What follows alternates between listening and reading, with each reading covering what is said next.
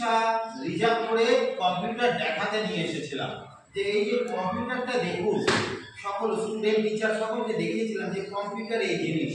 97 সালে অধিবাসীতে তখন একটাও কম্পিউটার নেই, আমার কাছেই একটা কম্পিউটার।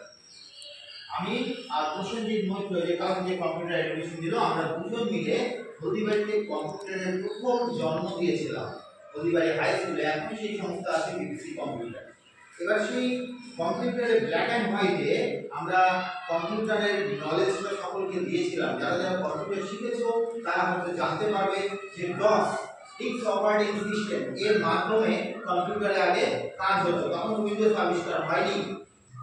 তারপরে ধীরে ধীরে 1998 সালে উইন্ডোজ আবিষ্কার হওয়ার পর ধাপে ধাপে উইন্ডোজের আপগ্রেডেশন হতে থাকে। 97, 2000, 2003, 2007, এখন 2010 এর হিসাবে, অর্থাৎ উইন্ডোজ 10 হিসাবে আমরা কাজ করছি, অনেকটা এগিয়ে গেছি। তারপরে মাইক্রো, তারপরে মিনি, এইভাবে ধাপে ধাপে ডেস্কটপ কম্পিউটার আসলো। ডেস্কটপ অর্থাৎ ডেস্কের উপরে রেখে যে কম্পিউটার। তারপর আসলো ল্যাপটপ, কোলে নিয়ে যেটা কম্পিউটার চালানো হতো ল্যাপটপ, সেটাও চলে গেল। তারপর আসলো নোটবুক, ডায়েরির মতো। তারপর চলে আসলো আমাদের স্মার্টফোন। সেই স্মার্টফোনের মধ্যে এখন অনেকটাই আপডেট হয়ে সেই স্মার্টফোন যে পর্যায়ে এখন এসেছে